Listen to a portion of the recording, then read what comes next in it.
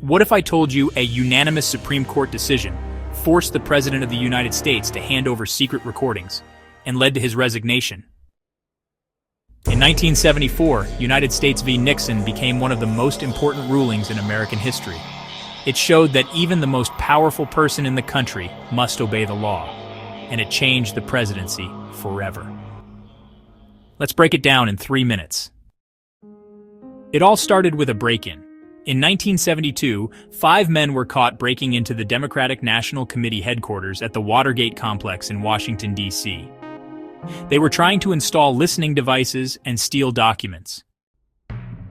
At first, it looked like just another burglary, until investigators discovered that the break-in was connected to President Richard Nixon's re-election campaign.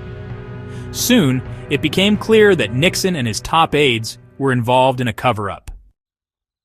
Fast forward to 1973. A Senate investigation uncovered that Nixon had a secret recording system in the White House. Nearly every conversation in the Oval Office had been taped, including those about Watergate. Prosecutors subpoenaed the tapes. Nixon refused. He claimed executive privilege, arguing that the president had the right to keep communications private for the sake of national security.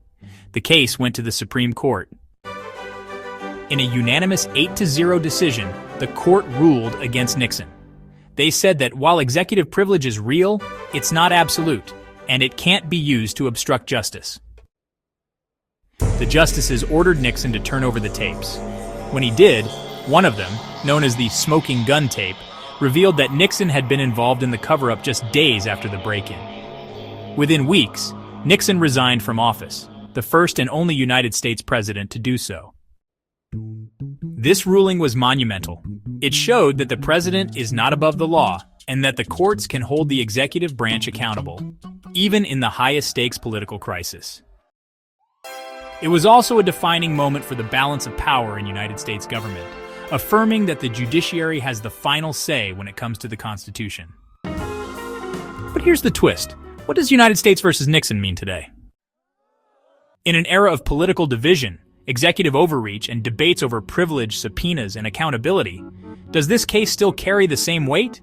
Or, has the balance of power shifted again? Let us know what you think in the comments.